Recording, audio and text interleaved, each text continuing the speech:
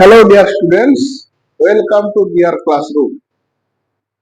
তো আজকে তোমাদের সামনে চলে এসেছি আরেকটি নতুন ক্লাস নিয়ে, সহজ ভাষায় সরলভাবে রসায়নকে বোঝার জন্য। তো আজকে তোমাদের সামনে যে টপিকটা নিয়ে আলোচনা হবে, প্রথম সেমিস্টারের জন্য 3 নম্বর অধ্যায় পর্যায় সারণী ও পর্যায়বৃত্ত ধর্ম, এই অধ্যায় থেকে কি কি সম্ভাব্য প্রশ্ন আসতে পারে সেইগুলো নিয়ে আজকে আমরা তোমাদের সামনে আলোচনা করব। তো দেখো, আমরা মোট 4টা টপিক লিখেছি এখানে। পর্যায় সারণী থেকে মোট 4টি এমসিকিউ আসবে। এই 4টি এমসিকিউর জন্য আমি 4টা টপিক লিখেছি। এই 4টা টপিক থেকে তোমরা 4টে এমসিকিউ পেয়ে যাবে। আমি যেইভাবে বলছি এইভাবে যদি তোমরা ফলো করো। তো চলো ভিডিওটা শুরু করি। ভিডিওটা শুরু করার আগে তোমাদের কাছে রিকোয়েস্ট, যদি ভিডিওটি ভালো লেগে থাকে আমার চ্যানেলটি সাবস্ক্রাইব করো, বেল আইকনে ক্লিক করো, লাইক শেয়ার করো ও কমেন্ট করো, যাতে আমি নতুন ভিডিও তৈরির জন্য মোটিভেশন পাই। তো আজকে আমরা শুরু করছি পর্যায় সারণী ও পর্যায়বৃত্ত ধর্ম 3 নম্বর অধ্যায়। এই অধ্যায়ের কোন কোন জায়গা থেকে প্রশ্ন আসার সম্ভাবনা সর্বাধিক এবং কি কি ধরনের প্রশ্ন আসার সম্ভাবনা থাকবে। তোমরা যদি এইভাবে ফলো করো, অবশ্যই এই 4টি টপিক থেকে তোমরা 4টি এমসিকিউ প্রশ্নের উত্তর দিতে পারবে। তো দেখে নেওয়া যাক এই প্রত্যেকটা টপিকের মধ্যে কি কি অংশ আছে এবং সেই অংশগুলো নিয়ে আমরা কি কি ধরনের প্রশ্ন আসে কিভাবে আলোচনা করব। তো আমরা প্রথমে চলে যাচ্ছি পর্যায় সারণীর বিভিন্ন অংশ এবং মৌলের ধর্ম সমূহ। এই টপিকটা আমি কেন দিচ্ছি না, এখান থেকে আমাদেরকে কি কি জানতে হবে। প্রথমে আমরা চলে যাব আধুনিক পর্যায় সারণী এবং দীর্ঘ পর্যায় সারণী। তার আগে পর্যায় সারণীটা কমেন্ট করব। তাহলে আধুনিক পর্যায় সারণী বা দীর্ঘ পর্যায় সারণীতে কি কি অংশ আছে, তার বিভিন্ন অংশ। বিভিন্ন অংশ বলতে কি না, কতগুলি গ্রুপ আছে বা শ্রেণী আছে, কতগুলি পর্যায় আছে বা সিরিজ আছে। 7টি পর্যায় এবং 18টি শ্রেণী।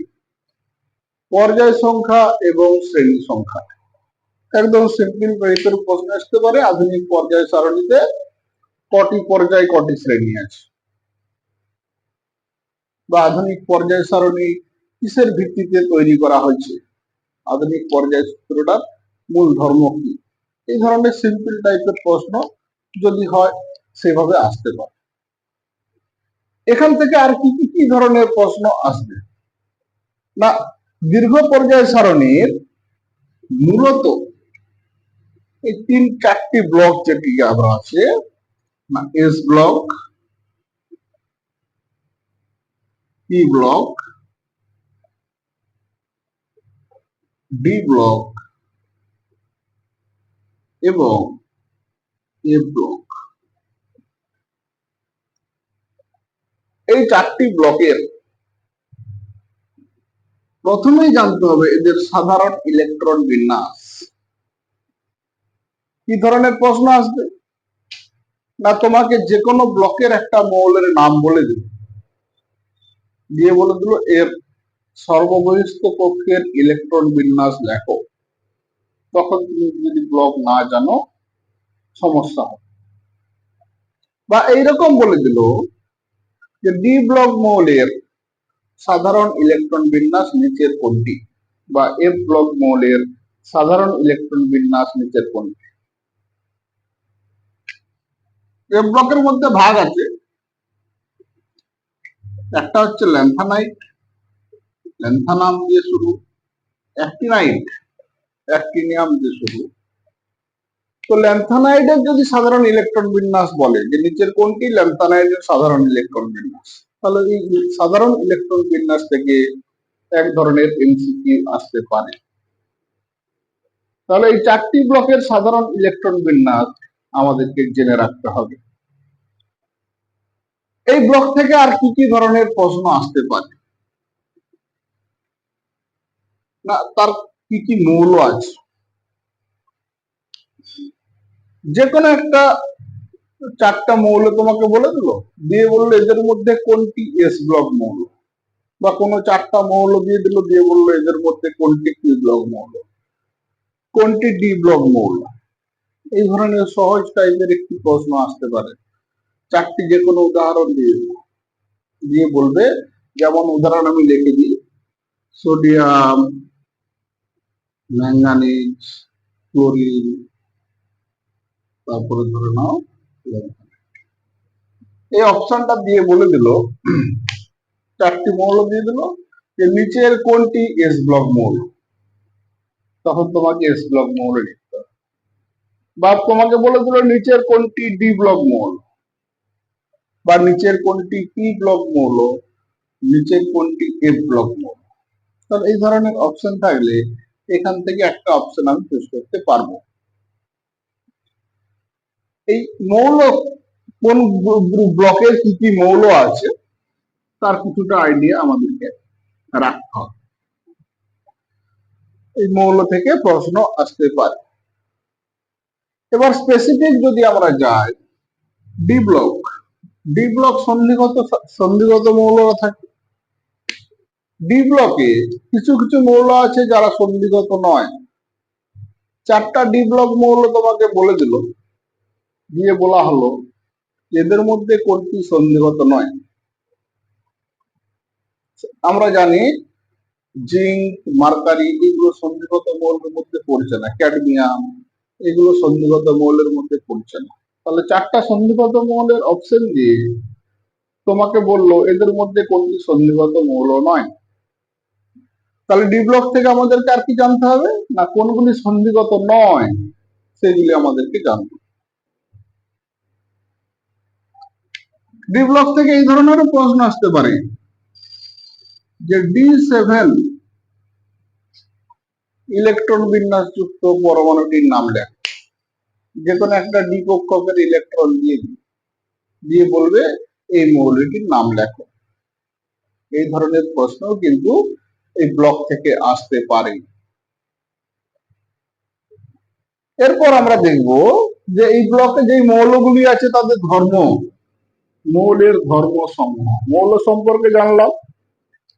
আরেকটা জায়গা থেকে প্রশ্ন আসার সম্ভাবনা আছে এইখানে, যে মৌলের ধর্ম সমূহ। এস ব্লক মৌলের কি ধর্ম আছে, পি ব্লক মৌলের কি ধর্ম আছে, ডি ব্লক মৌলের কি ধর্ম আছে, এফ ব্লক মৌলের কি ধর্ম আছে। তো তোমাকে চারটা মৌলের অপশন দিয়ে দিল, দিয়ে বলল এদের মধ্যে কোনটি রঙিন জটিল যৌগ তৈরি করে, বা এদের মধ্যে কোনটি রঙিন যৌগ তৈরি করে। বা এরকম অপশন দিয়ে দিল, চারটি মৌল উদাহরণ দিয়ে দিল, দিয়ে বলে দিল এদের মধ্যে কোনটি শিখা বর্ণ ছাড়া দেয়, বা এদের মধ্যে কোনটি অধাতু। এই ধরনের প্রশ্ন আসতে পারে পি ব্লক থেকে। তাহলে পি ব্লক থেকে এই প্রশ্নটাও আসতে পারে যে এদের ধর্ম কি আছে। তাহলে S block, P block, D block, F block এদের গুরুত্বপূর্ণ কিছু কিছু ধর্ম আমাদেরকে জেনে রাখতে হবে। যেমন এস ব্লক কি জাতীয় মৌল তৈরি করে, পি ব্লকের মৌলগুলির কি ধর্ম আছে, ডি ব্লকের বিশেষ বিশেষ বৈশিষ্ট্য, তাদের বর্ণ, তাদের চুম্বকীয় ধর্ম, এফ ব্লক তাদের বর্ণ, চুম্বকীয় ধর্ম, তারা কি কি যৌগ তৈরি করতে পারে। এই ধরনের কিছু কিছু গুরুত্বপূর্ণ বৈশিষ্ট্য আমাদেরকে জেনে রাখতে হবে। তাহলে মোটামুটি এই অংশটা থেকে আমরা ওই প্রশ্নগুলো পেয়ে যেতে পারবো। এরপর দ্বিতীয় যে টপিকটা আমরা বলেছিলাম যেখান থেকে প্রশ্ন আসার সম্ভাবনা আছে, সেটা কি, না পর্যায় সারণীতে মৌলের অবস্থান।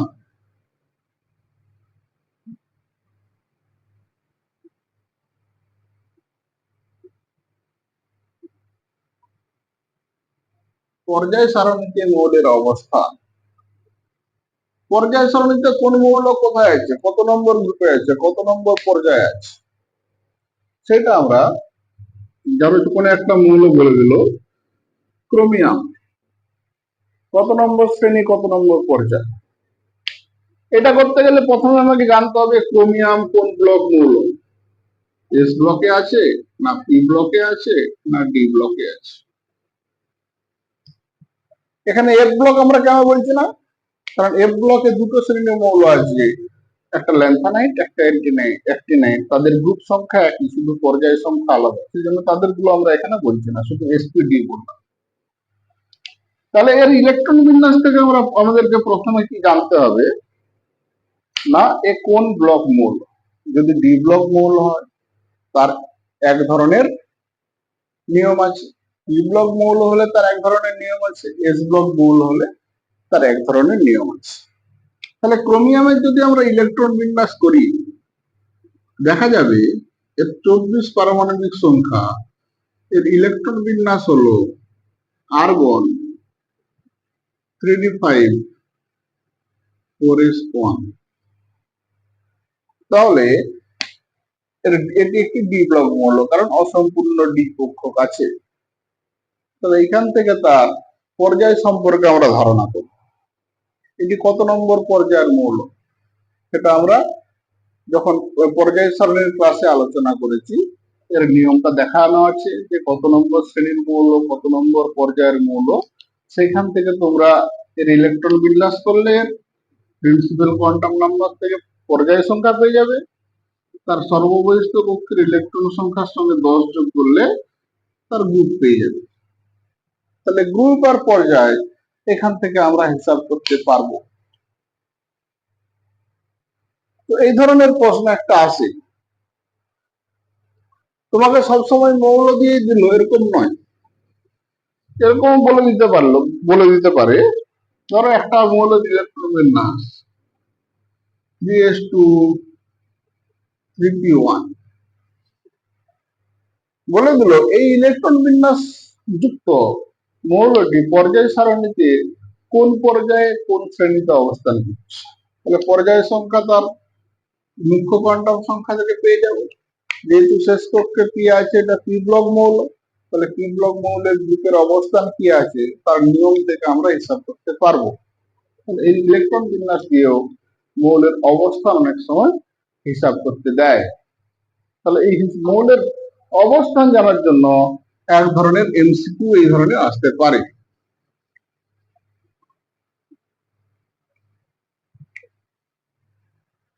এরপরের যে টপিকটা আছে সেই টপিকটা হচ্ছে পর্যায়বৃত্ত ধর্ম। পর্যায়বৃত্ত ধর্ম, যে ধর্মগুলো বারবার ফিরে আসে, যেটা একদম এখান থেকে সিম্পল টাইপের কোশ্চেন, আগেও মাধ্যমিক লেভেলেও আমরা পড়েছি। সেটা কি না, সেটা এখান থেকে হতে পারে যেদের মধ্যে কোনটি পর্যায়বৃত্ত ধর্ম নয়, এরকম 4টা উদাহরণ দিয়ে তোমাকে বলতে পারে। তাহলে প্রথমে আমাদেরকে জেনে নিতে হবে পর্যায়বৃত্ত ধর্ম কোনগুলি, পর্যায়বৃত্ত ধর্ম নয় কোনগুলি, সেইখান থেকে আমরা জেনে নিতে পারবো। পর্যায়বৃত্ত ধর্মের মধ্যে যেই ধর্মগুলো আছে সেটা হচ্ছে ব্যাসার্ধ। প্রথম ধর্ম হচ্ছে ব্যাসার্ধ। তাহলে ব্যাসার্ধের মধ্যে 3 প্রকার ব্যাসার্ধ আছে, সমযোজী ব্যাসার্ধ,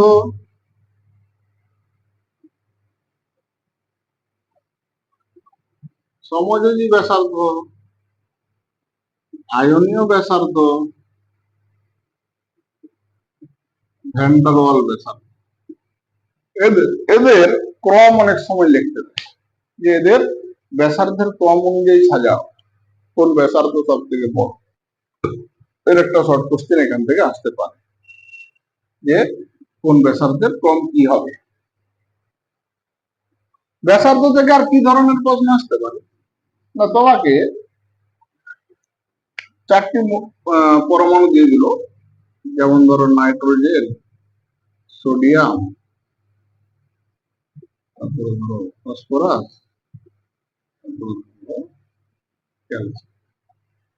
এই 4টি মৌল দিয়ে বললো এদেরকে ব্যাসার্ধের ক্রম অনুসারে সাজাও, বা এরকম ক্রম দিয়ে দিবে, দিয়ে বলবে নিচের কোন ক্রমটি ঠিক। তাহলে তোমাকে এদের ব্যাসার্ধের ক্রম অনুযায়ী সাজাতে হবে। সাজাতে গেলে প্রথমে কি দেখতে হবে, না এদের ইলেকট্রন বিন্যাস। নাইট্রোজেন এর 7 পারমাণবিক সংখ্যা 1:2, 2:2. সোডিয়াম 11 1:2, 2:2, 2:6, 3:1. ফসফরাস 1:2, 2:2, 2:6, 3:2, 3:2. ক্যালসিয়াম 20 1:2, 2:2, 2:6, 3:2, 3:6, 4:2. এখান থেকে প্রথমে আমরা পর্যায়টা হিসাব করে নেব। 4 নম্বর পর্যায়, 3 নম্বর পর্যায়, 3 নম্বর পর্যায়, 2 নম্বর পর্যায় থেকে ব্যাসার্ধের ক্রম আমরা প্রথমেই পেয়ে যাব। যার পর্যায় বেশি বা সে হচ্ছে সব থেকে বড়। ক্যালসিয়াম এখানে সবচেয়ে বড় মৌল, তার ব্যাসার্ধ সবচেয়ে বেশি। এরপর দেখো 3 নম্বর পর্যায়ে দুটি মৌল আছে। 3 নম্বর পর্যায়ে দুটি মৌলের মধ্যে একটা 3s1 মানে 1 নম্বর শ্রেণীতে থাকবে, 3p3 এ 13 নম্বর 15 নম্বর শ্রেণীতে থাকবে 3s2 মানে। এইবার আমরা জানি পর্যায় সারণীর বাঁ দিক থেকে ডান দিকে গেলে ব্যাসার্ধ কমে, তাহলে 3 নম্বর পর্যায়ের 1 নম্বর শ্রেণীতে যেটি আছে সেটি হবে তারপর বড় মৌল। এরপর আসবো ফসফরাস, তারপর নাইট্রোজেন, কারণ নাইট্রোজেন 2 নম্বর পর্যায়ের মৌল, সবচেয়ে ছোট। এরকম 4টা ক্রম তোমাকে ঘুরিয়ে ফিরিয়ে দেওয়া থাকবে, দিয়ে বলবে এদের মধ্যে ব্যাসার্ধের ক্রম সঠিক ক্রম কোনটি। এইভাবে তোমাদের প্রশ্ন আসতে পারে। অনেক সময় আয়নের ব্যাসার্ধ দিয়ে দেয়। আয়নের ব্যাসার্ধ কিরকম তোমাকে বলে দিল, sodium plus argon F- N-3, এই 4টি মৌল বা আয়ন, এদের ব্যাসার্ধ কি হবে না। প্রথমেই তাহলে ইলেকট্রন বিন্যাস করতে হবে। সোডিয়াম 11, তার মানে তার সর্ববহিষ্ঠ কক্ষটাই যদি লিখি 3s1, 2s2, 2p6, 3s1, argon 2s2, 2p6, sorry 3s2 এবার লিখি 3s2, 3p6, আর্গনের সর্ববহিষ্ঠ কক্ষ। ক্লোরিন তার সর্ববহিষ্ঠ কক্ষ 2s2, 2p6, নাইট্রোজেন তার সর্ববহিষ্ঠ কক্ষ 2s2, 2p6। এখানে সোডিয়াম থেকে সোডিয়াম প্লাস হওয়ার সময় 3s2 থাকবে না। এই ধরনের প্রশ্ন কোথা থেকে আসে না, দেখো এখানে সবারই ইলেকট্রন সংখ্যা কিন্তু সর্ববহিষ্ঠ কক্ষে সমান, তাহলে এদের ব্যাসার্ধ আমরা কি করে হিসাব করবো। প্রথমে সব থেকে বড় কি হবে সেটা আমরা জেনে নিই। এগুলো সব 2 নম্বর পর্যায়ের মৌল, এটা 3 নম্বর পর্যায়ের মৌল, তাহলে এদের মধ্যে আর্গন সবচেয়ে বড়। বাকি 3টার মধ্যে কে সবচেয়ে বড় হবে। যেহেতু সর্ববহিষ্ঠ কক্ষে ইলেকট্রন সংখ্যা একই, তখন আমাকে দেখতে হবে যে প্রোটন সংখ্যা, ফ্লোরিনের 9, নাইট্রোজেনের 7। দেখো এখানে প্রোটন সংখ্যা 11 কিন্তু ইলেকট্রন সংখ্যা 10, এখানে প্রোটন সংখ্যা 9, ইলেকট্রন সংখ্যা 10, এখানে প্রোটন সংখ্যা 7, ইলেকট্রন সংখ্যা 10। তাহলে যেখানে প্রোটন সংখ্যা কম, ইলেকট্রন সংখ্যা বেশি, সেখানে কার্যকরী নিউক্লিয় আধান কিন্তু কমে যাচ্ছে, বা এফেক্টিভ নিউক্লিয়ার চার্জ এটা কমে যাচ্ছে। এর ফলে ব্যাসার্ধ কিন্তু বেড়ে যাচ্ছে। তাহলে নাইট্রোজেন হবে এর পরে বড় মৌল, তারপর হবে ক্লোরিন, নাইট্রোজেন -3, ক্লোরিন -1, তারপরে হবে Na+। এই ধরনের আয়নের ব্যাসার্ধ তোমাদেরকে হিসাবের মধ্যে নিতে হবে। যে সবসময় যে পারমাণবিক ব্যাসার্ধ বলতে আমরা পর্যায় বরাবর শ্রেণী বরাবরের মধ্যে সীমাবদ্ধ থাকবো সেরকম কিন্তু নয়। এখানে আয়নের ব্যাসার্ধকে তোমাকে কনসিডার করতে হবে। তাহলে আয়নের ব্যাসার্ধ কিভাবে পরিবর্তিত হয় সেটা এখানে আলোচ্য বিষয় হতে পারে। তো পর্যায় সারণীতে ব্যাসার্ধ দেখার জন্য যদি আমরা নর্মাল অবস্থায় দেখি, সাধারণ অবস্থায়, যে যদি ডান পর্যায় সারণীর অবস্থানটা প্রথমে আমরা দেখে নেব ইলেকট্রন বিন্যাস করে, তারপর দেখব মৌলটি ডান দিকে আছে না বাম দিকে আছে। যদি বাম দিকে থাকে তাহলে বড়, ডান দিকে থাকলে ছোট। আর কি দেখতে হবে, মৌলটি উপরে আছে না নিচে আছে, অর্থাৎ পর্যায়ের উপরের পর্যায়ে আছে না নিচের পর্যায়ে আছে। যদি উপরের পর্যায়ে থাকে তাহলে ছোট হবে, যদি নিচের পর্যায়ে থাকে তাহলে বড় হবে। এখানেও আমাদের কাজে লাগছে কিন্তু গ্রুপ সংখ্যা এবং শ্রেণী পর্যায় সংখ্যা নির্ণয়। এই শ্রেণী পর্যায় সংখ্যা এবং শ্রেণী সংখ্যা নির্ণয় করতে জানলে মৌলের অবস্থান সম্পর্কে আমরা একটা আইডিয়া পাবো এবং সেইখান থেকে তার ব্যাসার্ধ সম্পর্কে একটা আইডিয়া আমরা দিতে পারবো। কিন্তু যদি আয়নের ব্যাসার্ধ হয়, সেখানে অবস্থানের সাথে সাথে আমাদেরকে যেই জিনিসটা দেখতে হবে সেটা হচ্ছে এফেক্টিভ নিউক্লিয়ার চার্জ বা কার্যকারী নিউক্লিয় আধান। যদি এরকম হয় যে কার্যকরী নিউক্লিয় আধান আয়নের ক্ষেত্রে খুব একটা প্রভাব ফেলছে না, তখন নর্মাল যে নিয়ম ডান দিকে না বাম দিকে, উপরে না নিচে, এই হিসাবে আমরা কিন্তু তার ব্যাসার্ধ হিসাব করতে পারবো। যেমন একটা উদাহরণ আমি দিই, Na plus Mg plus 2 Al plus 3। এখানে দেখো না, এর 11টা প্রোটন, 12টা প্রোটন, 13টা প্রোটন। এখানে ইলেকট্রন কিন্তু 10টি, সবগুলোতে 10টি। 10টি ইলেকট্রন হলেও এখানে কার্যকরী নিউক্লিয় আধান বেশি, এখানে কার্যকরী নিউক্লিয় আধান একটু কম, এখানে আরো কম। কিন্তু এর ক্রমও হবে সেই একই রকম, যেরকম আমরা সাধারণ নিয়মে করি। তাহলে এখানে কার্যকরী আধান বা কার্যকরী নিউক্লিয় আধান এতটা এফেক্ট করছে না। যদিও বা করছে, আমরা যে কার্যকরী নিউক্লিয় আধান দিয়ে বললেও বলতে পারবো, কিন্তু সাধারণ নিয়মে ওইটা কিন্তু করা যাবে। যদি অ্যানায়নের মধ্যে দিয়ে দেখি আমরা F minus O minus 2 N minus, এর ক্রম হবে এটা, সাধারণ নিয়মে এর ক্রম এটা। এই দুটো আমরা তবু কেন বললাম না, কার্যকরী নিউক্লিয় আধান এখানে একটা প্রভাব ফেলবে। যদি কার্যকরী নিউক্লিয় আধান দিয়ে আমরা না বলতে চাই, তখন আমরা সাধারণ নিয়মেই বলতে পারি। তো এই দুটো উদাহরণ থেকে একটা জিনিস আমরা কিন্তু কমন পেলাম, একটা জিনিস ক্লিয়ার হলাম, যে যদি ক্যাটায়নের একই পর্যায়ে অবস্থিত পরমাণুর ক্যাটায়নের যদি আধান বৃদ্ধি পায় তাহলে তার ব্যাসার্ধ কমবে। যদি অ্যানায়নের আধান বৃদ্ধি পায় একই পর্যায়ে অবস্থিত মৌলের, তাহলে তার ব্যাসার্ধ বাড়বে। তো ব্যাসার্ধ থেকে এই ধরনের প্রশ্নগুলো আমরা কিন্তু করতে পারি। এই একটা গেল ব্যাসার্ধ প্রথম পর্যায়বৃত্ত ধর্ম। এরপরে যে গুরুত্বপূর্ণ পর্যায়বৃত্ত ধর্মটা আছে সেটা হচ্ছে আয়োনাইজেশন পোটেনশিয়াল বা আইপি বা আয়োনাইজেশন এনথালপি হিসাবে বলা হয়। আয়োনাইজেশন এনথালপি থেকে কি কি পড়তে হবে আমাদেরকে, তা প্রথমে পড়তে হবে তার একক সম্পর্কে। একক, এককটা কেন বললাম না, এককটা ধরো একটা একক লিখলাম জুল পার মোল, আর একটু একটা কিলো জুল পার মোল, ক্যালোরি পার মোল, ইলেকট্রন ভোল্ট পার মোল, এখান থেকে এক ধরনের প্রশ্ন আসতে পারে। একক থেকে একক শুধু লিখতে দিলে খুবই ভালো ব্যাপার, সহজ প্রশ্ন। কিন্তু যদি এটাকে ঘুরিয়ে দিয়ে দেয়, ধরো এক্স একটি মৌল, এর 3 মোল এক্স থেকে 3 মোল থেকে ইলেকট্রন নির্গত করতে 3y জুল শক্তি লাগে,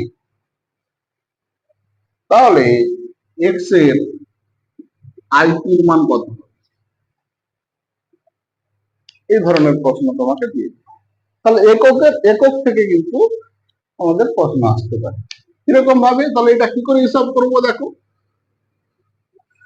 আইপির একক হচ্ছে জুল পার মোল, তাহলে 3y জুল যদি লাগে কত মোলের জন্য? 3 মোলের জন্য। তাহলে 3 যদি কেটে কেটে যায় তাহলে আইপি কত হবে? ওয়াই জুল পার মোল। তাহলে এখান থেকে তার আয়নাইজেশন পোটেনশিয়াল বা আয়নন শক্তির মান আমরা হিসাব করতে পারব। তো এটা গেল একক থেকে এক ধরনের প্রশ্ন আসতে পারে। এই আয়নাইজেশন পোটেনশিয়াল আর একটা প্রশ্ন আসার জায়গা কি আছে? যেমন ধরো তোমাকে দিয়ে দিল IP1, IP2, IP3, অর্থাৎ আয়নাইজেশন পোটেনশিয়ালের প্রকারভেদ থেকে এক ধরনের প্রশ্ন আসতে পারে। এই প্রকারভেদ যদি দেখি 3 প্রকারের আমরা দেখবো, IP1, IP2, IP3। যেখানে একটা মৌল বলে দিল ধরো সোডিয়াম, এর IP1 ও IP2 দুটি বলে দিল, এদের মধ্যে কোন ক্রমটি ঠিক। তাহলে সোডিয়ামের ইলেকট্রন বিন্যাস করতে হবে 11। তার প্রথমে একটা ইলেকট্রন যদি বাইরে বের করতে হয় তাহলে দেখা হবে সোডিয়াম প্লাস, তার ইলেকট্রন হবে 2s2p6। তার মানে তার এই সময় যে শক্তি লাগবে সেটা IP1। আবার সোডিয়াম প্লাস থেকে যদি একটা ইলেকট্রন নির্গত করতে হয় হবে সোডিয়াম প্লাস 2, তাহলে তখন তার ইলেকট্রন বিন্যাস হবে 2s2p5। তাহলে দেখো 2s2p5, 2s2p6 ছিল, পরিপূর্ণ কক্ষক ছিল, সেখান থেকে অপূর্ণ আসছে। তার মানে দ্বিতীয় আয়নাইজেশনটা খুব বেশি পরিমাণ শক্তি লাগবে। তাহলে এই দুটোর মধ্যে যদি ক্রম লিখতে দেয় তখন আমাকে এরকম ক্রম লিখতে হবে IP2 গ্রেটার দেন IP1। এই ধরনের প্রশ্ন যে কোনো একটা মৌল দিয়ে তার প্রথম আয়নাইজেশন, দ্বিতীয় আয়নাইজেশন এবং তৃতীয় আয়নাইজেশনের শক্তি লিখতে দেয়। তো এই ধরনের প্রশ্ন এখান থেকেও দেয় যে 4টি অপশন দিয়ে দিল, দিয়ে বললো যে নিচের কোনটির মধ্যে IP1 গ্রেটার দেন IP2 কিন্তু IP2 লেস দেন IP3।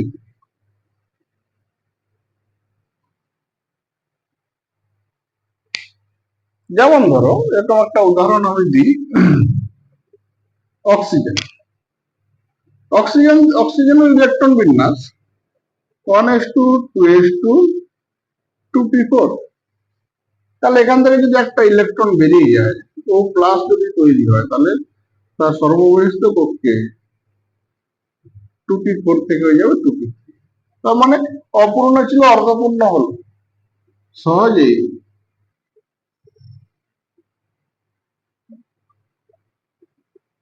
না, এই উদাহরণটা একটু গন্ডগোল হয়ে গেল। এই উদাহরণটা অক্সিজেন দিয়ে হবে না, আমি যদি নাইট্রোজেন দিয়ে দিই, নাইট্রোজেন 1s2, 2s2, 2p3। এর একটা ইলেকট্রন যদি হয়, নাইট্রোজেন প্লাস হবে, একটা ইলেকট্রন বাইরে বেরোলে, তখন তার সর্ববহিষ্ঠ কক্ষের ইলেকট্রন হবে 2s2, 2p2। তাহলে দেখো অর্ধপূর্ণ কক্ষক থেকে অপূর্ণ কক্ষকে যাচ্ছে, বেশি পরিমাণ শক্তি লাগবে, সেই জন্য তার IP1 কম, সব থেকে বেশি।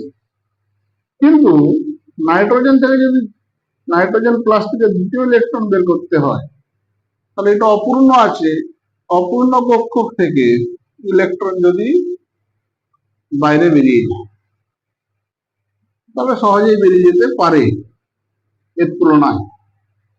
যদি আমরা তৃতীয় ক্ষেত্রে দেখি, ধরো n+2, এখান থেকে আরেকটা ইলেকট্রন বেরিয়ে গেলে হবে n+3, তখন তার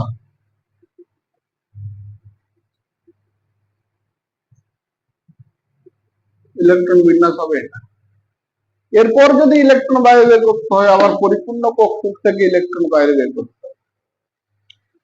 সেই জন্য দেখো প্রথমটা বেশি, দ্বিতীয়টা কম, আবার দ্বিতীয়টার থেকে তৃতীয়টা বেশি। কেন? যত ইলেকট্রন বাইরে বেরোচ্ছে, নির্গত হচ্ছে, নিউক্লিয়াস এবং ইলেকট্রনের শক্তি কিন্তু বাড়ছে। সেজন্য প্রথমের থেকে দ্বিতীয়টা কম হলো, দ্বিতীয় থেকে তৃতীয়টা বেশি, কারণ এখানে আকর্ষণ বল তখন বেশি হবে নিউক্লিয়াস এবং ইলেকট্রনের মধ্যে। সেই জন্য ইলেকট্রনকে সহজে বাইরে বের করা যাবে না। এই যদি IP4 কে আমরা তুলনা করি, এখান থেকে ইলেকট্রন সহজে বেরোবে না, কারণ এটা তার পরিপূর্ণ কক্ষ হয়ে যাবে। তো এই ধরনের উদাহরণ দিতে পারে। এই চারটি মৌল তোমাকে বলে দিল যে নিচের এইগুলির মধ্যে কোনটির IP1 গ্রেটার দেন IP2 কিন্তু IP2 লেস দেন IP3, বা এরকম বলে দিল যে নিচের কোন জোড়টির মধ্যে IP1 গ্রেটার দেন IP2 কিন্তু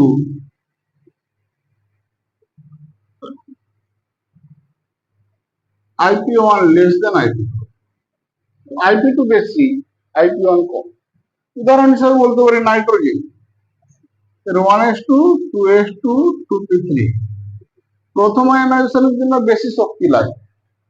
কিন্তু যদি অক্সিজেন ধরি 1s2 2s2 2p4, এর প্রথম আয়নাইজেশনে কম শক্তি লাগে। যখনই একটা ইলেকট্রন বাইরে বেরিয়ে যাবে তখন তার হয়ে যাবে 2p3, দ্বিতীয় আয়নাইজেশন সহজে হবে না, সেই জন্য তার দ্বিতীয় আয়নাইজেশনের মান বেশি হবে। এই ধরনের প্রশ্ন আসতে পারে। এবার চারটা মৌল দিয়ে বলে দিল যে এদের মধ্যে কার আয়নাইজেশন শক্তি বেশি, কার আয়নাইজেশন শক্তি কম। যেমন ধরো বলে দিল বোরন, কার্বন, নাইট্রোজেন, অক্সিজেন, চারটি মৌল, এদের আয়নাইজেশন শক্তির ক্রম অনুসারে হয়, বা নিচের কোন ক্রমটি ঠিক। তাহলে আমরা জানি যত গ্রুপের বাঁ দিক থেকে ডান দিকে যাওয়া যায় তত তার ব্যাসার্ধ কমে, অর্থাৎ আয়নন শক্তির মান বৃদ্ধি পায়।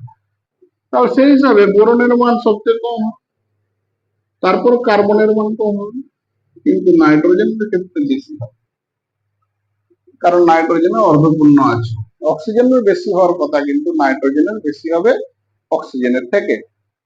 তো এই ধরনের ক্রম আমাদেরকে দিতে পারে, যে চারটা ক্রম দিয়ে বলে দিল নিচের মধ্যে কোনটি ঠিক। এইখানে এক ধরনের প্রশ্ন আসে, যদি তোমার যৌগ দিয়ে বলে, ধরো তোমাকে যৌগ দিয়ে দিল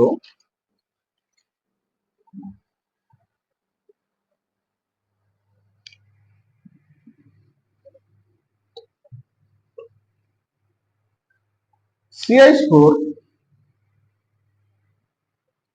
NH3 H2O HF, এই চারটি যৌগ দিয়ে দিল, দিয়ে বললো এই যৌগগুলিকে আয়নন শক্তির ক্রম অনুসারে সাজাও। তখন কিভাবে করবে না, তখন এদের তড়িৎ ঋণাত্মকতা লিখতে হবে। কেন্দ্রীয় পরমাণু নাইট্রোজেন, অক্সিজেন, ফ্লোরিন, তাহলে সবচেয়ে বেশি তড়িৎ ঋণাত্মকতা কার? এটা।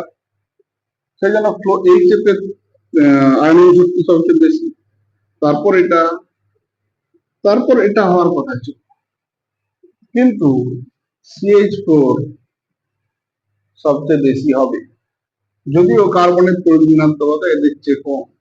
তার কারণ কার্বনের সমস্ত ইলেকট্রন বন্ধনের কাজে লেগে গেছে।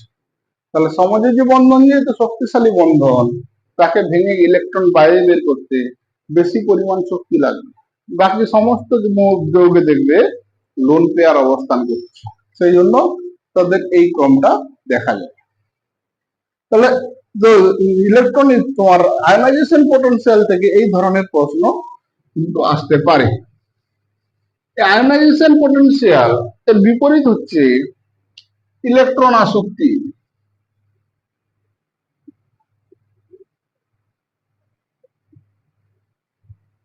ইলেকট্রন আসক্তি, ইলেকট্রন আসক্তি এখানেও তার এককের উপর নির্ভর করে প্রশ্ন আসতে পারে, যেরকম আয়নাইজেশন পোটেনশিয়ালের ক্ষেত্রে বলেছিলাম। এখানেও শ্রেণী বরাবর লিখতে পারে, গ্রুপ বরাবর দিতে পারে, যে কোনো একটা ক্রম, সেই ক্রম অনুযায়ী বলে দিল নিচের কোন ক্রমটি ঠিক, কোনটি ঠিক নয়। এইখানে ধরো ফ্লোরিন, ক্লোরিন, এর মধ্যে ক্লোরিনের আসক্তি বেশি, ফ্লোরিনের কম। একইভাবে অক্সিজেন, সালফার, সালফারের ইলেকট্রন আসক্তি বেশি, অক্সিজেনের কম। এরকম দুটো উদাহরণ বা চারটে উদাহরণ দিয়ে বলে দিল নিচের কোন জোড়টির মধ্যে এই সম্পর্কটি বর্তমান, বা নিচের কোন ক্রমটি ঠিক। এই ধরনের প্রশ্ন কিন্তু দিয়ে দিতে পারে।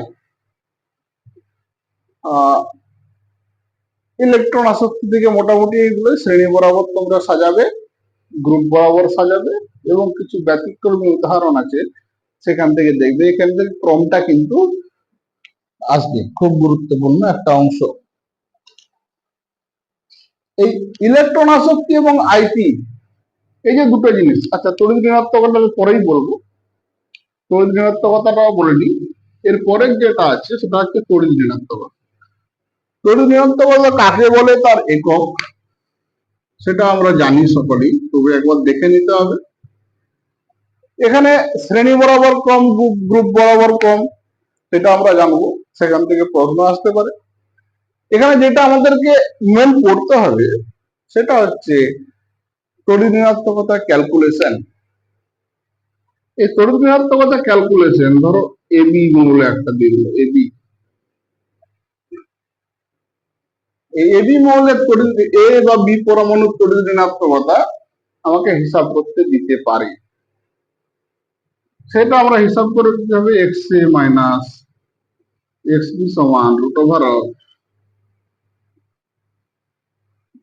Delta AB root over of minus delta A two delta B two. তোমার এটা একক আছে,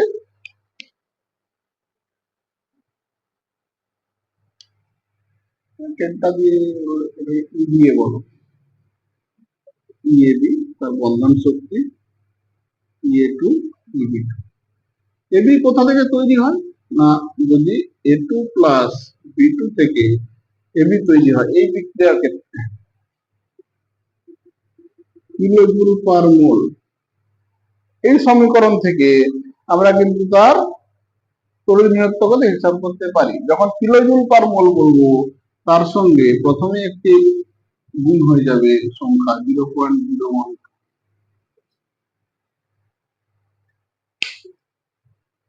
তো এই সমীকরণ থেকে আমরা যে কোনো একটা পরমাণুর তড়িৎ ঋণাত্মকতা হিসাব করতে পারি।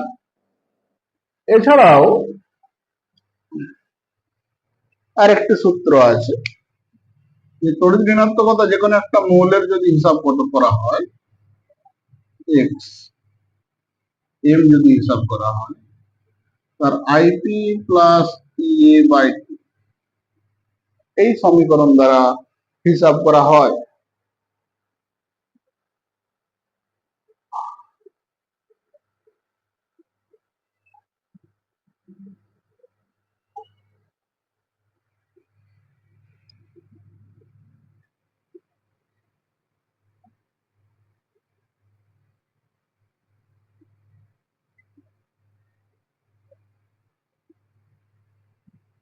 এই সমীকরণ দিয়েও কারো তড়িৎ ঋণাত্মকতাকে আমরা হিসাব করতে পারি, যদি এখানে আইপি এবং ই এর মান ইভি পার অ্যাটমে দেওয়া থাকে।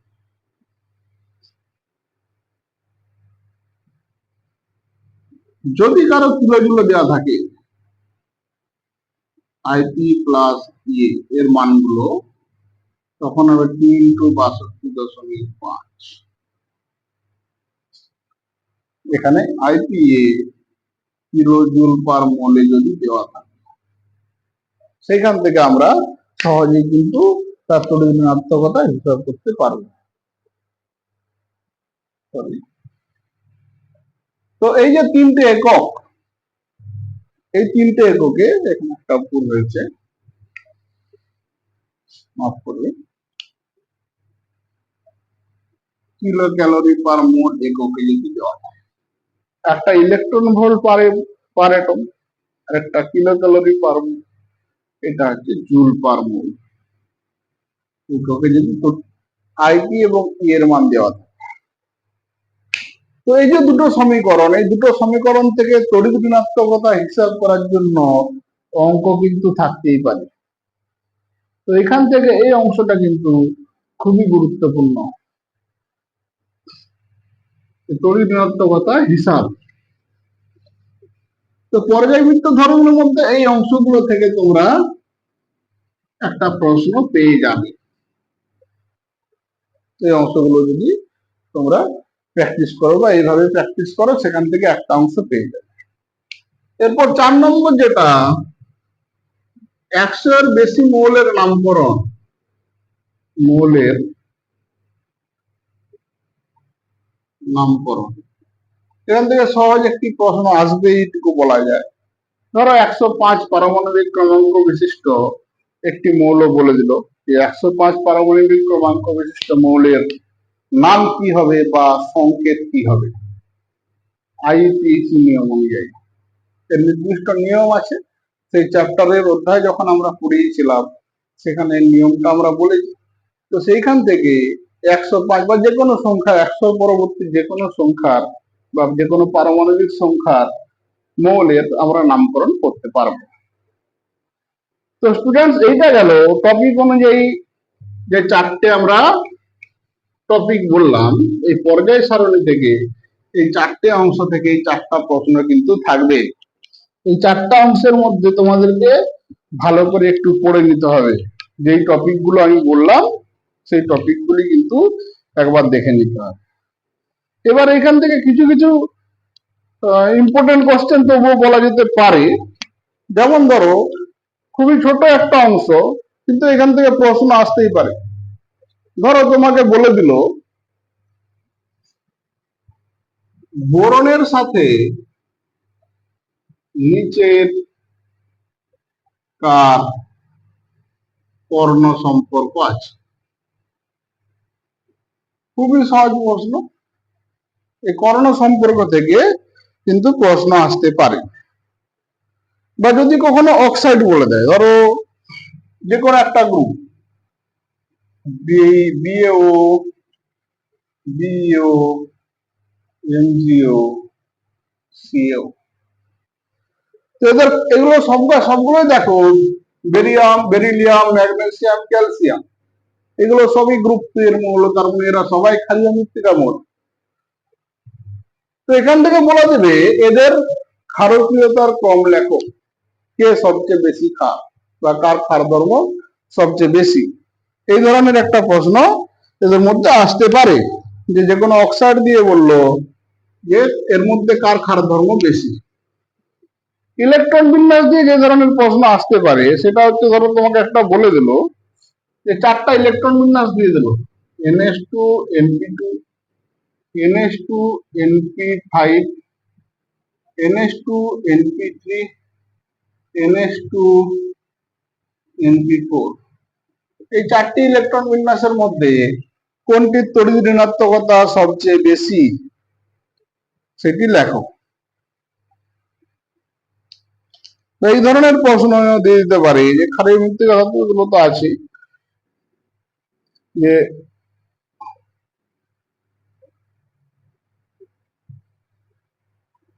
তোমাকে দিয়ে দিল lithium, sodium, nitrogen, phosphorus, aluminium, boron, আর দিয়ে দিল তোমার ক্লোরিন। এদের কোন জোটটির মধ্যে IP1 দ্বিতীয়টির থেকে কম? তার মানে প্রথম আয়নাইজেশন শক্তি কম, দ্বিতীয় আয়নাইজেশন শক্তি বেশি কোন জোটটির মধ্যে, যেটা আমরা একটু আগে হিসাব করছিলাম বা বলছিলাম। HClO, HClO2, HClO3, HClO4, এদের আম্লিকতার ক্রম। এই ধরনের যৌগ যদি বলে দেয় এদের আম্লিকতার ক্রম আমরা কি পাবো? তো যেগুলো বললাম তার বাইরে এখানে 2000টা একটু আলাদা প্রশ্ন আমরা দেখলাম, যে আম্লিকতার ক্রম কি হবে না, যার যোগ্যতা বেশি হবে। তো স্টুডেন্টস, পর্যায় সারণী থেকে এই 4টি অংশ, যে অংশগুলি বললাম, এই 4টি মোট যে আমরা এই অধ্যায়ের যে 4টি সারাংশ বললাম, 4টি টপিকের যেই অংশগুলি বললাম সেই অংশগুলি তোমরা যদি ফলো করো, এখান থেকে 4 নম্বরের MCকিউ তোমরা সহজেই পেয়ে যাবে। তো আশা করি ভিডিওটি ভালো লাগলো। যদি ভিডিওটি ভালো লেগে থাকে তোমরা লাইক করো, কমেন্ট করো, শেয়ার করো। আজ এই পর্যন্তই। ভালো থেকো, টাটা।